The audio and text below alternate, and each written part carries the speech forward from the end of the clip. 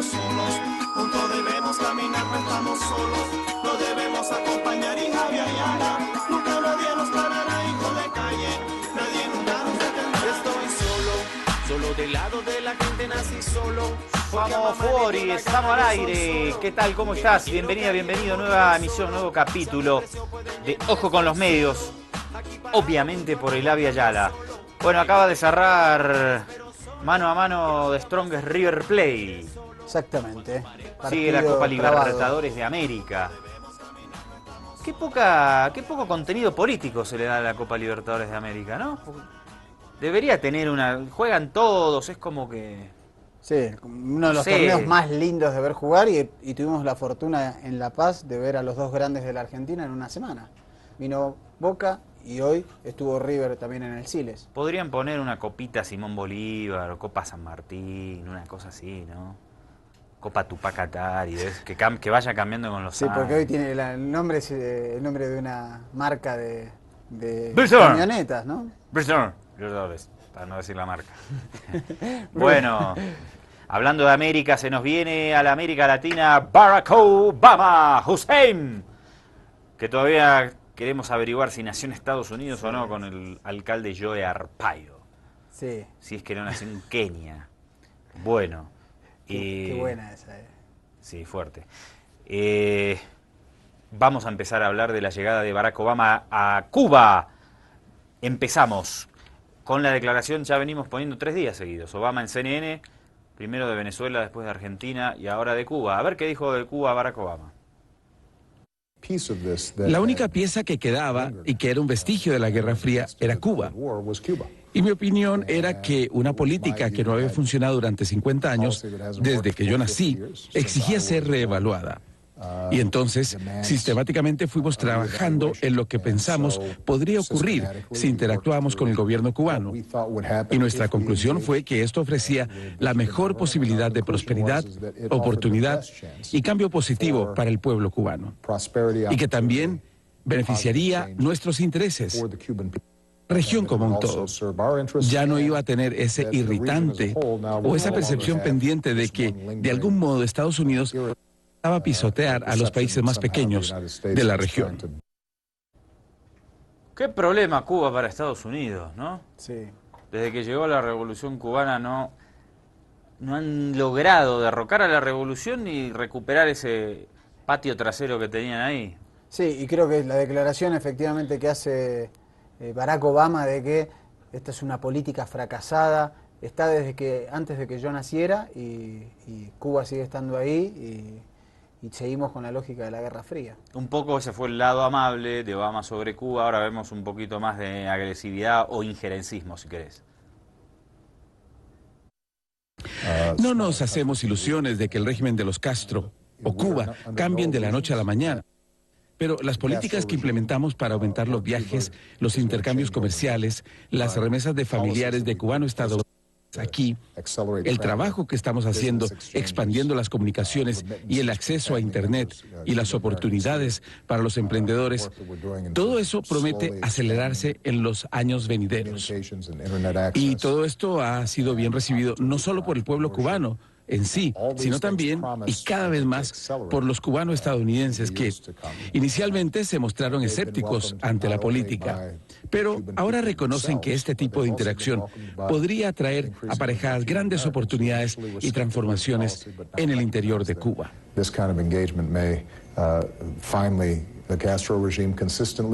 Asimismo, nos deshicimos de una excusa que el régimen de Castro usaba sistemáticamente para explicar por qué no podía brindar más oportunidades y libertad a su pueblo. Es decir, que su vecino en el norte, de mano fuerte, se los impedía o los sabotearía. Eso ya no es una excusa viable.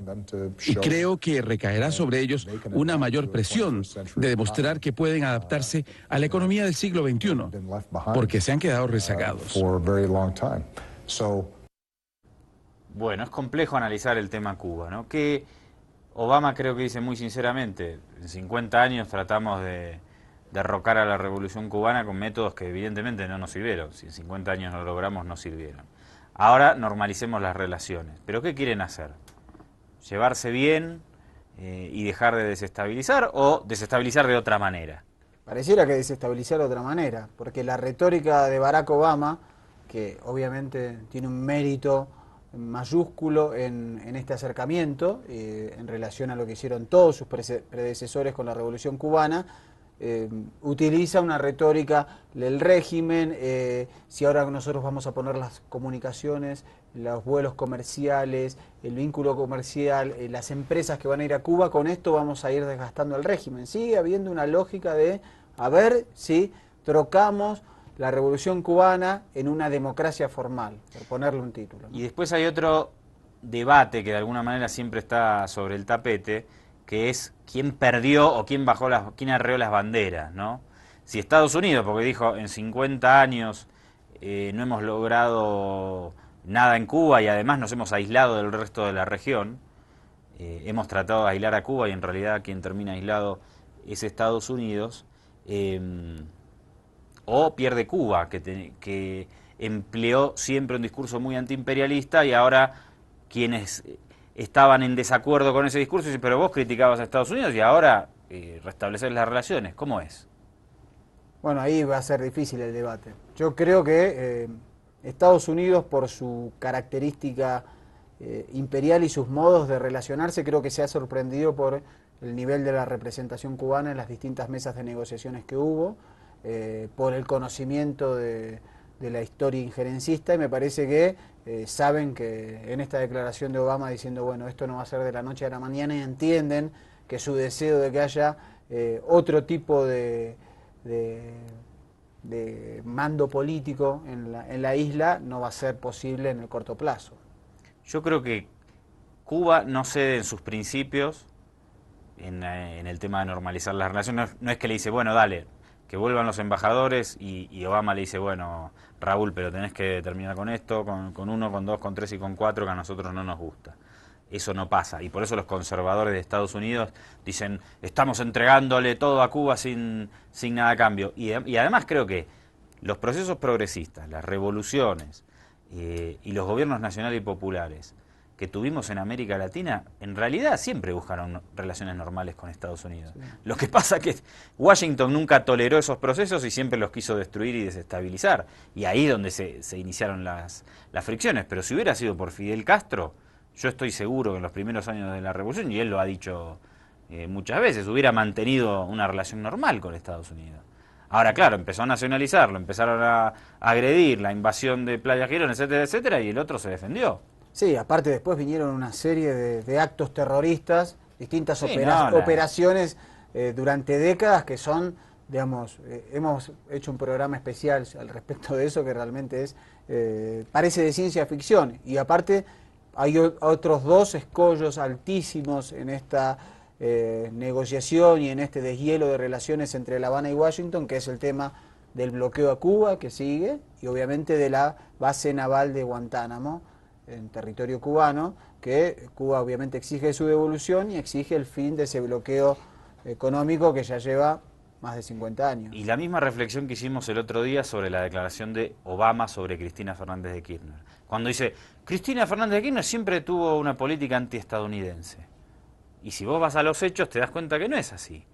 Y habíamos comentado, en realidad quien tiene políticas en contra de América Latina fue Estados Unidos. Con Cuba es lo mismo. En realidad no es que la Revolución Cubana tuvo una impronta antiestadounidense, sino que Estados Unidos tuvo una impronta anticubana desde que llegó la Revolución al poder. Lo que pasa que esto discursivamente seguro te suena medio extraño, pero en realidad es así, porque no es Fidel Castro quien empezó a atacar a Miami. No, además, además estamos hablando de Estados Unidos, que es la primera potencia militar del mundo, que tiene un ejército y un poderío armamentístico superior a todos los países del planeta juntos, así que imagínate. Podría tenerlo y no agredirte, claro, pero además de tenerlo te agrede y te quiere destruir. Entonces, ¿quién es el anti? Claro, pero pedirle, digamos, es como decirle, bueno, ahí está, tenemos al león adelante y hay un ratón, pedirle al ratón, che, no provoques al león. Obama dice que va a seguir reclamando por las violaciones a los derechos humanos en Cuba. Dale. No hemos ignorado las violaciones a los derechos humanos. Hemos hablado abiertamente al respecto.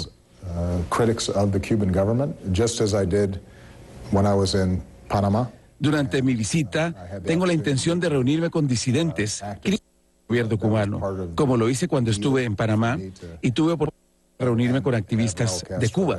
Fue parte del trato para que yo asistiera y tenerlo allí también a Raúl Castro. To make sure that over time we are widening more and more freedom for speech, assembly. Y así seguimos presionando para asegurarnos que con el tiempo se amplíen las libertades de expresión, de reunión, libertad religiosa adentro de Cuba. Con respecto al argumento de que de algún modo estamos legitimizándolos o que estarían justo a punto de fracasar si no hubiéramos abierto la embajada y normalizado las relaciones diplomáticas, el hecho es que eso es lo que se viene diciendo en los últimos 50 años y por alguna razón no ha ocurrido. Creo que esa es una visión ingenua que se contradice con los hechos. Hemos visto más avances en el último año o año y medio. Cambios lentos, marginales, pero reales en cuanto a cómo funciona la economía en Cuba.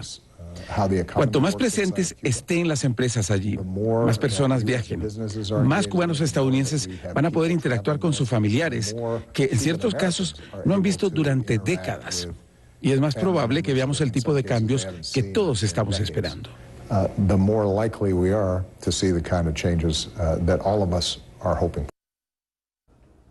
Esto a mí me parece buenísimo.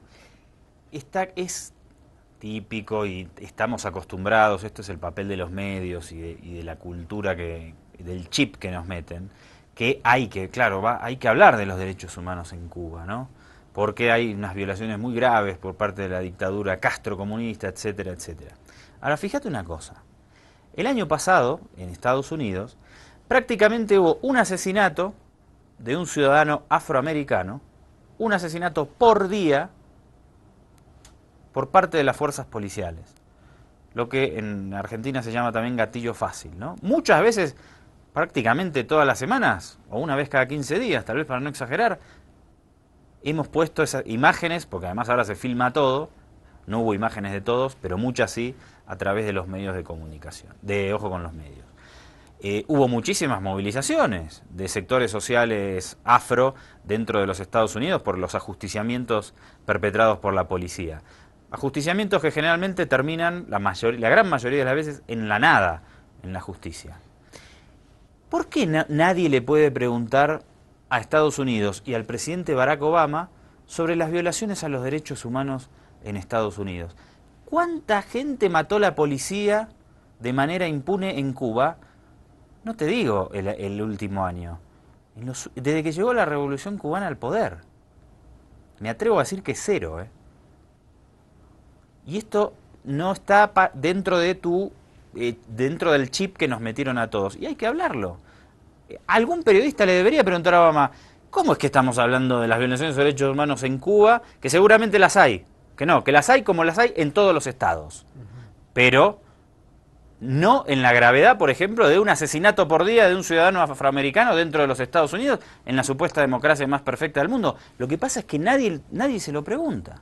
Sí, y además, en esa perfecta democracia a la que muchos aspiran y gracias a los medios de comunicación muchos creen como ideal, ha tenido más muertes desde que Estados Unidos es nación independiente, más muertes por uso de armas al interior del país que en todas sus guerras.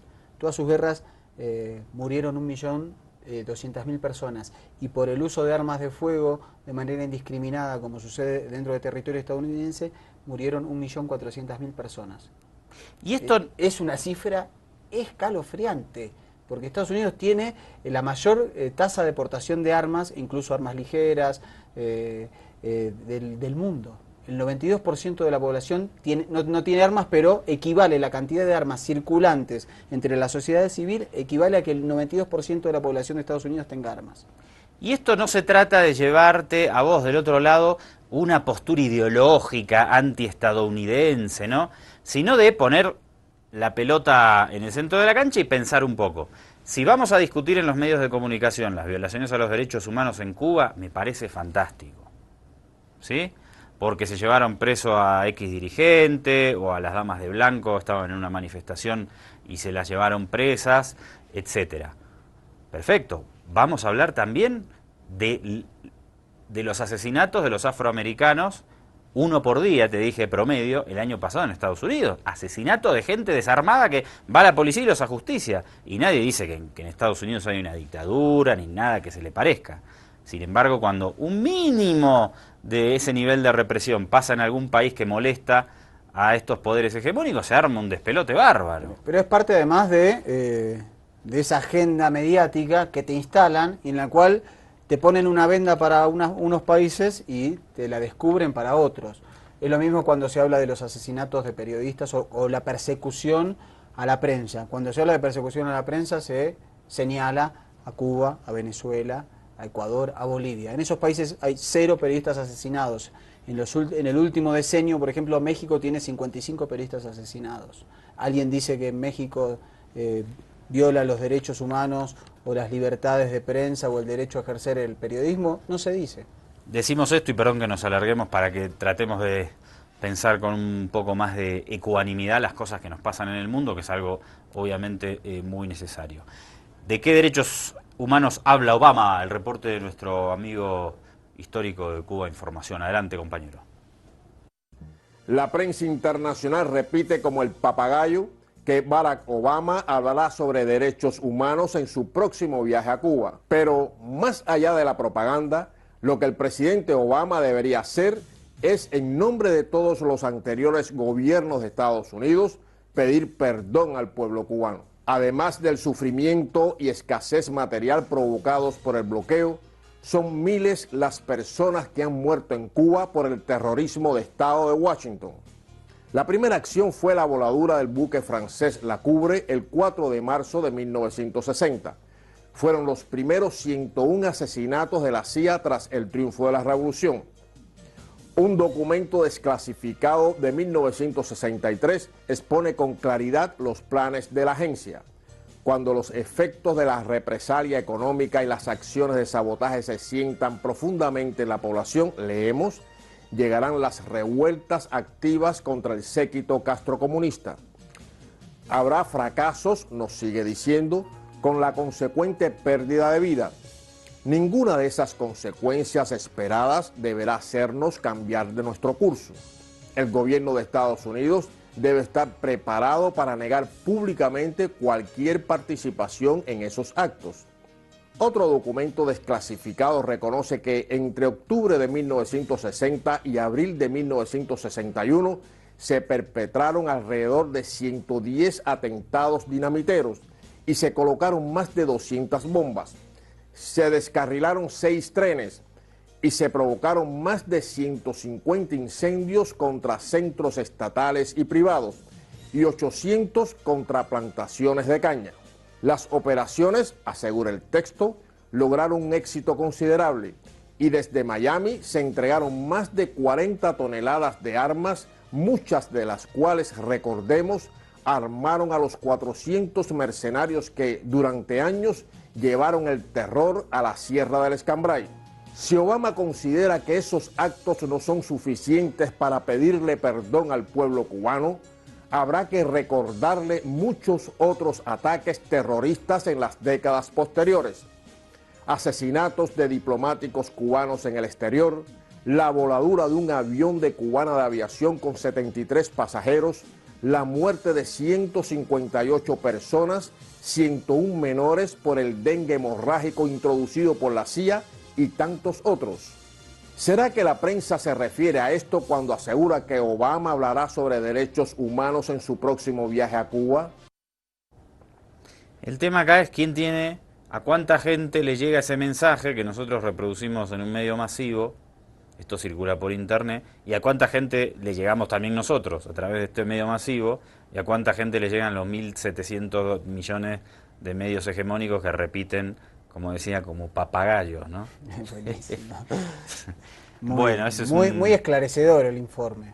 Por lo menos hay que hacer la tarea de reproducir porque efectivamente la pregunta retórica es interesante. ¿De qué derechos humanos va a hablar Barack Obama en Cuba, teniendo en cuenta estos antecedentes que no han terminado? Y recordemos en los 90 que Estados Unidos votó 2 leyes, la Helms-Burton, que lo que hacía era tratar de matar de hambre y de falta de medicamentos una población. Dígame si es una tarea o una práctica más inhumana y violatoria de los derechos humanos que esa, que tratar de eliminar a una población que piensa distinto a otra mediante la hambruna y mediante la falta de medicamentos? Otra cuestión, cambiando un poco de eje, es que el discurso de Obama en la entrevista con CNN es bastante está por llegar a Cuba, ponerle un poco de onda, ¿no?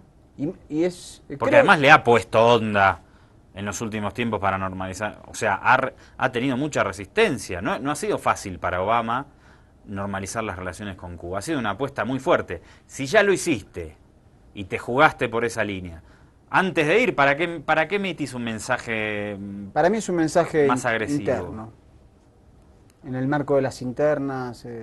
¿Y si se está por ir de la presidencia? Sí, pero no creo que está mandando mensajes. Vamos a ver repasamos algunos tweets, redes sociales. ¿Qué dicen las redes sociales sobre la visita de mi amigo Barack Obama?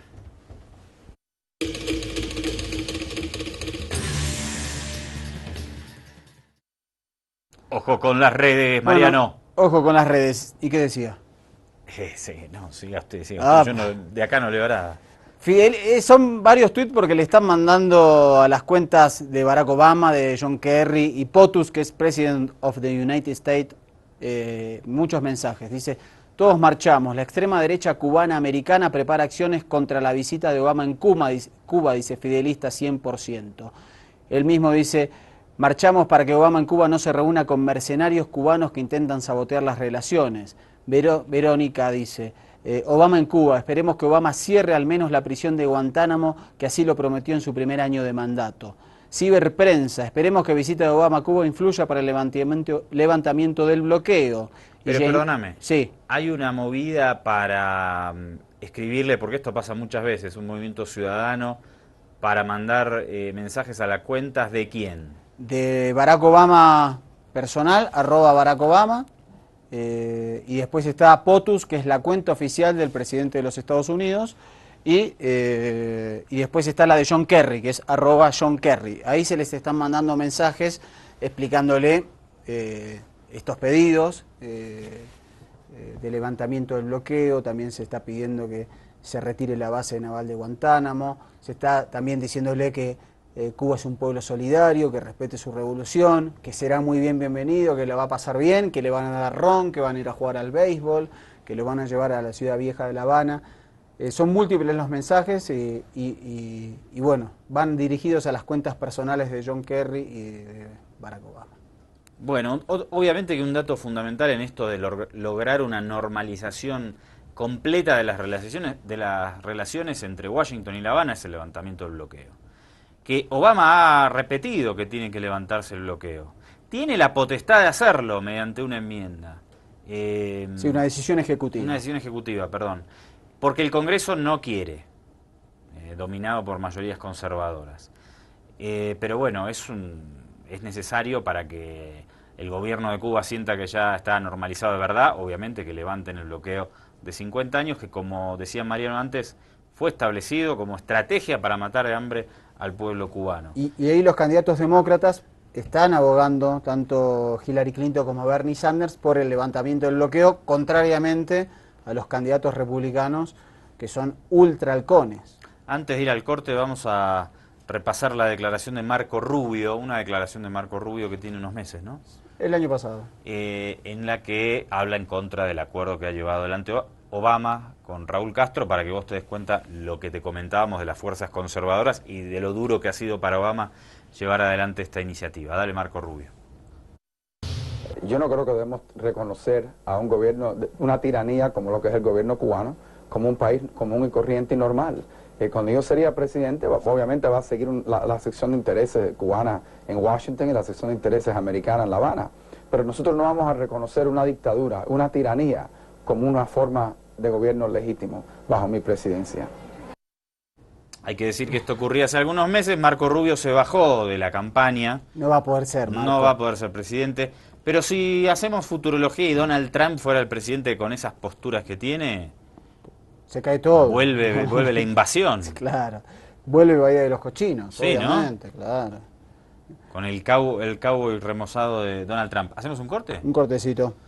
Dale, nos reencontramos en 2 minutitos. Si querés seguir compartiendo con nosotros, tenemos más sobre la visita del presidente Obama a Cuba. También para el final tenemos que hacer entrar la situación en Brasil, porque finalmente Lula da Silva va a ser ministro en el gabinete de Dilma Rousseff. Se me mezclan todos los líderes hoy. Sí. Ministro de la Casa Civil. Sería como aquel ministro de la presidencia. Lula da Silva. Bueno, de todas esas cositas en 2 minutos al regreso.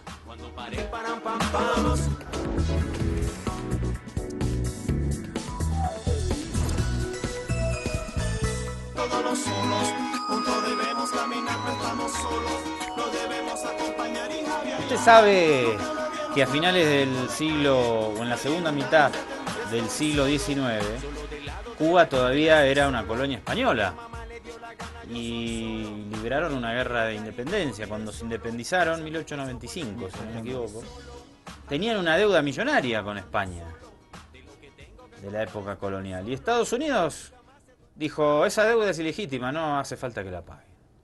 Estaría bueno que algún día de estos el FMI diga alguna de las deudas de No la pague porque igual ahora usted va a ser parte nuestra. Que los fondos porque buitre eso diga- fue lo que pasó, se metió a Estados Unidos, Claro, le tuvo metieron... una guerra con España y se apropió de Cuba, que no tuvo casi tiempo de ser independiente. Y Firmaron la famosa enmienda Platt y se apropiaron del territorio de Guantánamo, en la costa, siempre me confundo, orientales, ¿no? En la costa oriental de la isla. En el extremo, es hermoso aparte. Y no sé en Guantánamo. qué año, la verdad, le metieron la base militar. Debe haber sido... Eso fue a principios del siglo XX. Sí, está de más o menos en esas décadas, de la primera mitad del siglo. Bueno, no sabemos cuándo se logrará que los gringolandis agarren los subártulos y se vayan de Guantánamo. Si no, podríamos decir que, no sé, la UNASUR puede poner una base militar en la Florida y no pasa nada y está todo bien. Digo por este tema de la reciprocidad que se maneja en la diplomacia internacional, ¿no? Es lo mismo de antes que marcábamos de la cultura, cómo nos parece normal que Estados Unidos tenga una base militar en Cuba, o 7 en Colombia, o en Manta en Ecuador, o Chimoré en Bolivia, pero ¿por qué, O 180 en Alemania, ¿no? ¿por qué nosotros no podemos tener una en Kansas City, por ejemplo? No, pero sí, igual Cuba, Digo de onda, ¿no? Cuba tiene una amenaza que ciñe a toda América Latina, que es un montón de médicos. Es verdad. Que Ileana Ros-Lehtinen se la pasa diciendo que eso es la invasión de Cuba en América Latina. Residentes de Guantánamo, por cierto, piden el cierre de la base. Que cierren la base, Agencia Francesa de Prensa. Es la nota número 9, si es tan amable. Avanti. Para el resto del mundo, Guantánamo estará para siempre marcada por la tristemente célebre prisión estadounidense. Pero los residentes de esta ciudad quieren que este sea pronto un capítulo cerrado. A pocos días de que el presidente Barack Obama visite suelo cubano, sueñan también con que el predio que ocupa la base regrese finalmente a manos cubanas. Entre ellos está Rodi Rodríguez, que solía trabajar allí. ¿Sabe Dios cuántos americanos quisieran que entregaran la base el otro día? Para ellos venir a Cuba. Están locos por venir a Cuba, muchos de ellos. 91 sospechosos de terrorismo permanecen en la prisión, a pesar de los esfuerzos y promesas de Obama de cerrarla. Pero el futuro de la cárcel no tiene relación con el de la instalación militar, que La Habana reclama y que estará en la agenda de discusiones entre Cuba y Estados Unidos. Fidel lo planteó en un principio. Siempre será por la vía de las conversaciones, las vías pacíficas, el momento, o sea, la forma, la estrategia para volver a que le devuelvan su legítimo dueño a la base naval, a la bahía de Guantánamo. Estados Unidos ocupa este terreno de 49 kilómetros cuadrados en Cuba desde 1903. Desde entonces, mucho ha cambiado en el vínculo entre ambos países, que luego de medio siglo enemistados retomaron relaciones el año pasado. La gente y el paisaje son muy hermosos y queríamos venir antes de que todos los estadounidenses regresen de nuevo. Mientras tanto, la vida continúa para los habitantes de Guantánamo, que sueñan con que los vientos de cambio en la isla les traigan de regreso un trozo de su historia. Estuvo buena la última declaración de la turista que debía ser no sé de dónde, hablaba en inglés, de algún país europeo, de Canadá sería. Queríamos venir antes que los gringolandis invadan esto, cuando se normalicen las relaciones. Es evidentemente que va a ser un tema álgido, ¿no? Y bueno, porque recordemos que hasta la llegada de la revolución al poder se decía que La Habana y Cuba eran el casino de fin de semana de los Estados Unidos, ¿no? Está a 90 millas, está al lado. Nada, cerquita. Sí, bueno, aparte el turismo tiene, digamos, una característica invasiva complicada también para... Sí. Y bueno, y los países que viven esencialmente el turismo lo sufren bastante. Ansí es las paradojas y las contradicciones de recibir a este gran contingente de turistas que pasa en muchas sociedades, ¿no? No me refiero solamente, claro. Sí. Digamos, bueno, lo podemos ver, no sé, en 20 años, por ejemplo, En muchos lugares... en Machu Picchu. Machu Picchu ha cambiado, el lago Titicaca ha cambiado. Que yo no quiero ir porque está 80 millones de turistas, es horrible. Va, digo, de onda, ¿no? Pero uno quiere ir a encontrarse un poco con la gente local. Detrás de la Razón es el próximo reporte que también habla de Guantánamo. Detrás de la Razón, el programa de Hispan TV, de televisión estatal iraní. No, please, stop it, please, stop. Como si fueran los dueños del mundo. En el 2001, el Congreso de Estados Unidos le dio poderes especiales al entonces presidente Bush para emplear la fuerza contra todo, contra países, organizaciones o personas que olieran a terrorismo, pisando cualquier ley nacional, internacional e incluso la Convención de Ginebra. Una vez capturados al antojo en más de 40 países, entonces, ¿dónde poner a esas personas? En el paraíso del terror, Guantánamo. Como paraíso fiscal, es un lugar perfecto para torturar, fuera del territorio estadounidense y fuera de la protección de su constitución, en la isla de Cuba, en la base militar de Estados Unidos. Pero el asunto es más grave. El entonces presidente Bush, en el 2001, firmó una orden para encarcelar ciudadanos no estadounidenses eternamente y sin cargos. Esto es simplemente el purgatorio.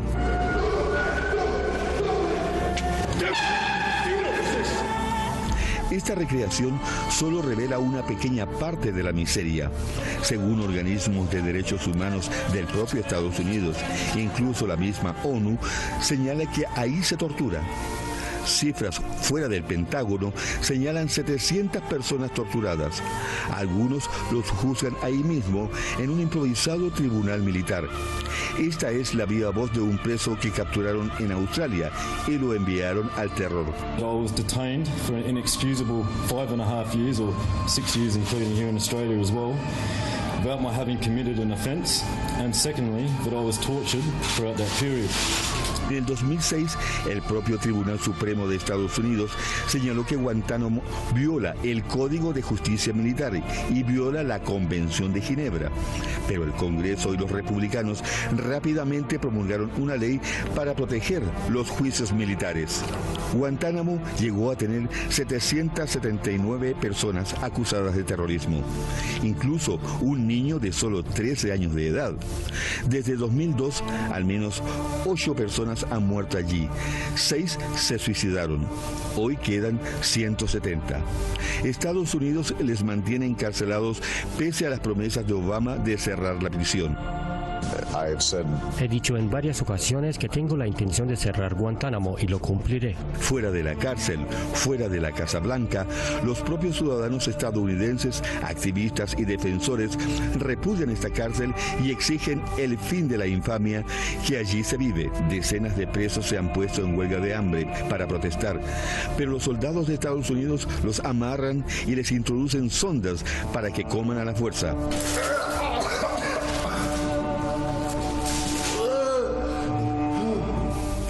Así, lejos de todo, entre los altos muros de Guantánamo, la libertad se muere, incluso la libertad de morir.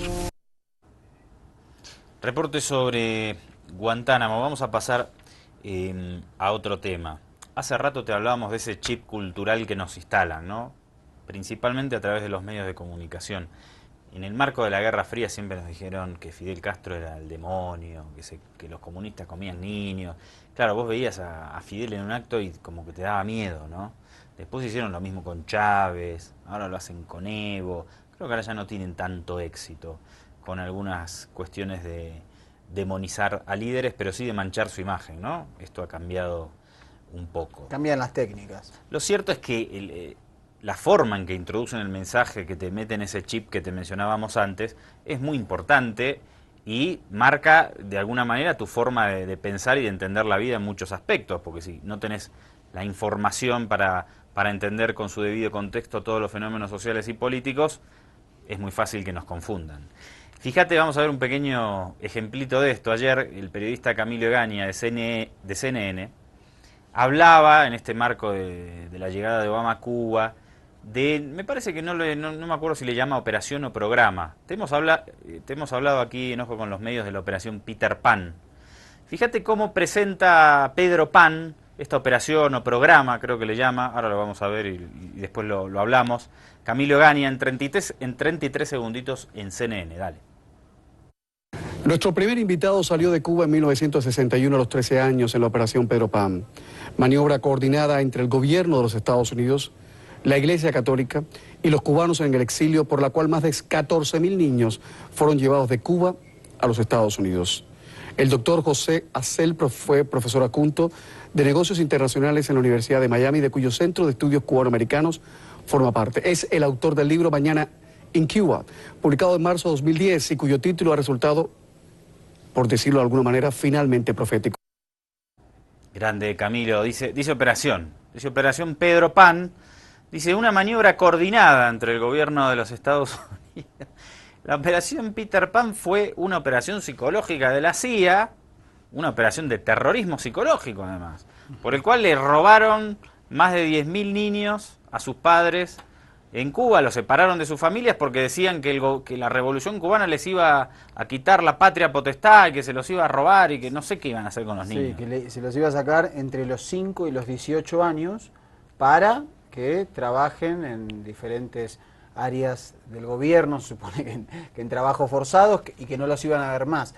Estas 14.000 familias entraron en pánico y decidieron enviar a esos niños a Estados Unidos. Y otra cosa, ya había interferencia de comunicaciones y la utilización de la radio como elemento de propaganda. Y la radio decía, Fidel Castro se va a convertir en la madre de todos los niños y niñas de Cuba y te los va a quitar. Si no haces algo te vas a quedar sin tus hijos. Esto emitía la radio a las 8 de la noche en plena cena a las familias cubanas.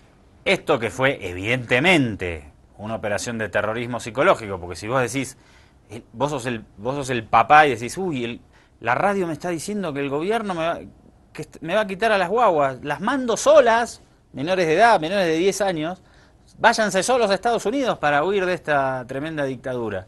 Eso es una operación de terrorismo psicológico. 50 años después, en CNN, es una maniobra coordinada entre el gobierno y algunos grupos de exiliados. Vamos a hacer un repaso, por favor, de lo que fue la operación Peter Pan, si es tan amable, señor director.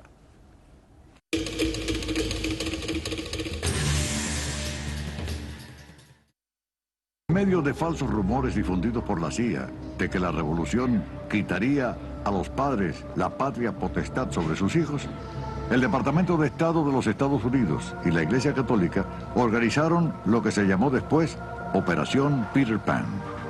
Por esta vía fueron enviados solos por avión 14.000 niños cubanos a los Estados Unidos. Pero yo no me acuerdo, yo me acuerdo de mi mamá.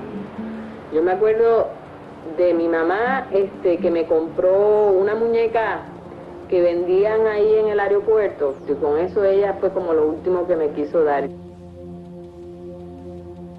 Yo entendí en aquel momento, de alguna manera, que eso era el momento más difícil de la vida para mi madre, y entonces dije, bueno, como no puedo dejar de que se me salgan las lágrimas, por lo menos puedo sonreír, pensando que ya no va a haber las lágrimas y sí la sonrisa, porque estoy hablando del momento en que yo estoy a punto de entrar en el avión.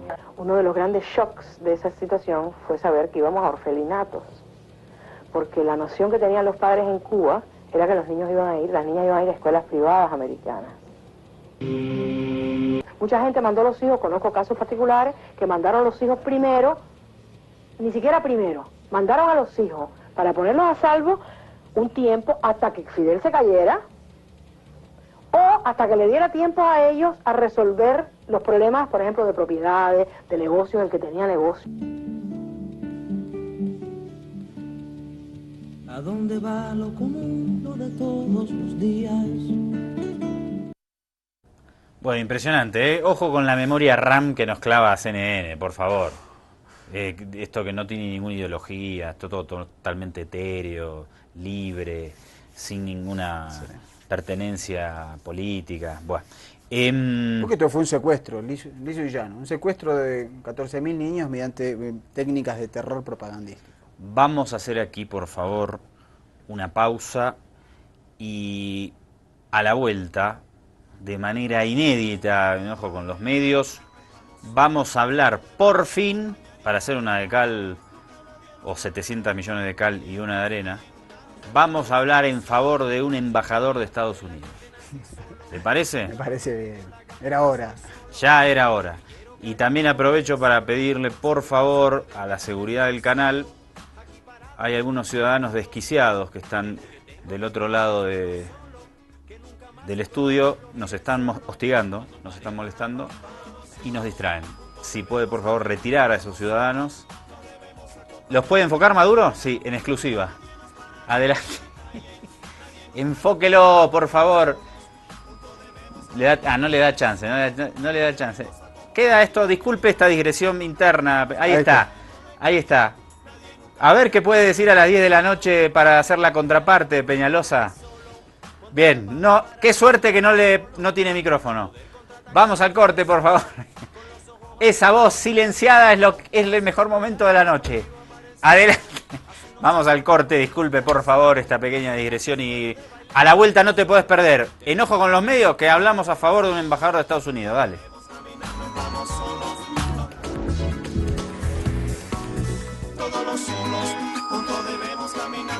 Bien, ya te lo anticipábamos, doctor. Esto es en exclusiva, inédito en el mundo, ojo con los medios, que salimos a defender militantemente a un embajador gringolandis, en este caso el amigo James Brewster, que ejerce sus funciones en la República Dominicana. Exactamente. Vamos a ver por qué en este reporte de la CNN. La reciente visita del embajador de los Estados Unidos, James Willis Brewster, y su esposo a un centro educativo público al norte de la República Dominicana, donde sostuvo una charla con jóvenes estudiantes, fue considerado por diversos sectores como un acto de promoción homosexual. El Consejo Dominicano de la Universidad Evangélica y otros sectores de la sociedad han manifestado que con estas acciones el diplomático vulnera el artículo 55 de la Constitución Dominicana, el cual establece únicamente como legal, legítimo y ético el matrimonio heterosexual entre un hombre y una mujer.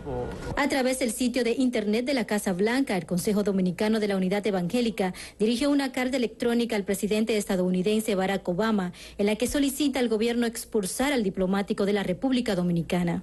Según establecen las normas de mecanismo de iniciativa popular, la solicitud sería considerada por el gobernante estadounidense cuando alcance las 100.000 firmas electrónicas. Esta acción ha sido respaldada también por representantes de la Iglesia Católica.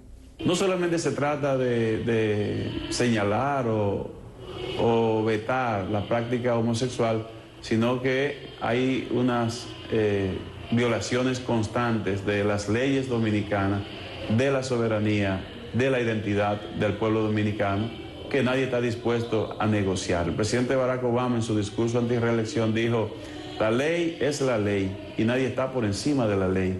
Sin embargo, el señor embajador viola la nuestra todos los días sin ningún remordimiento. En este momento, la actividad que realiza el señor embajador del pueblo norteamericano en la República Dominicana ha excedido lo que son los límites de sus funciones. Y no solamente eso, sino que ha ofendido a la República Dominicana. Representantes del sector político también se han referido al tema. Dicen que el presidente de la República debe fijar posición ante la controversia que se ha desatado por el accionar en el país del embajador de los Estados Unidos. Las relaciones internacionales son función del presidente de la República. Creo que hay que poner una raya entre lo que son las funciones diplomáticas y lo que son sus vidas personales. Yo creo que eso es muy importante. El país merece respeto. Al respecto, el embajador de Estados Unidos, James Willis Brewster, aseguró que las relaciones que mantiene su país con la República Dominicana no se ha visto afectado por las críticas negativas por su preferencia sexual. Not everybody is always going to agree with everything that we do in cooperation with the Dominican Republic or how our relationships. No todos siempre van a estar de acuerdo con las acciones que nosotros hacemos en cooperación con la República Dominicana o cómo manejamos dichas relaciones.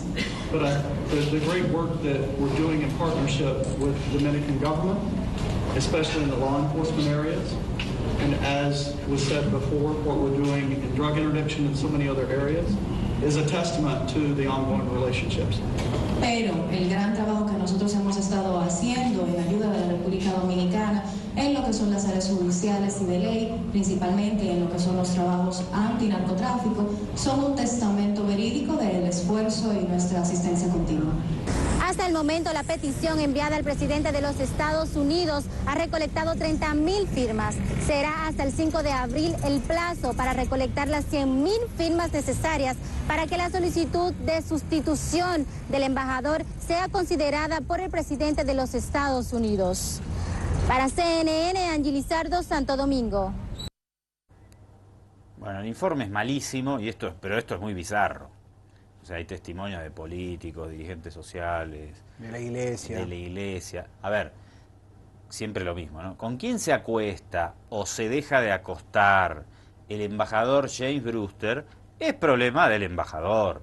Lo que se debe discutir en todo caso es si hace injerencia, si no hace injerencia. Su actividad diplomática. Si los programas de cooperación funcionan o no funcionan, si se roba la plata o no se roba la plata. Lo que es inherente a su función pública, diplomática y política, si querés. Pero ¿con quién se acuesta o que no se acuesta? Estados Unidos apoyó durante décadas la dictadura de Trujillo y me parece que ninguno de estos se escandalizaba. No, claro, y ahora le dice que hay una violación a la soberanía porque el embajador de Estados Unidos es gay. Es un delirio. No, pero aparte esto parece la época de la Inquisición. Son Torquemada. Todos Torquemadas son. Dejen a cada persona vivir su vida. Y juntaron firmas para pedirle a Obama que lo saque. Bueno, el daño de la Iglesia Católica. Recordemos que el Vaticano tiene congelado el plafón del embajador de Francia ante la Santa Sede, porque es gay también. A propósito, vean la película En Primera Plana que ganó el Oscar sobre los abusos sexuales y los casos de pedofilia que intentó ocultar la Iglesia Católica si no mal recuerdo, en la ciudad de Boston, en Estados Unidos. Muy buena, y como una investigación periodística devela esa oscura trama, ¿no?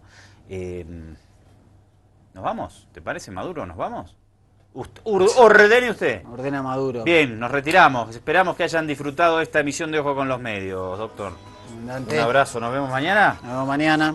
Mariano Vázquez, Andrés Aldari de este lado, te invitamos a que te sumes a la emisión de mañana jueves. No me acordaba qué día era, porque es que yo trabajo todos los días las 24 horas. Entonces no hay diferencia entre el fin de semana. Igual tenga cuidado, a ver si le explota la cabeza. Estoy cerca, no está muy lejos. Un abrazo grande, que lo disfrutes y seguí con la emisión de Avi Ayala, por favor. Ya se viene, a ver si se anima a responder Peñalosa, no sé. No creo que se anime, no le da el cuero. Un abrazo. Estamos solos, no debemos.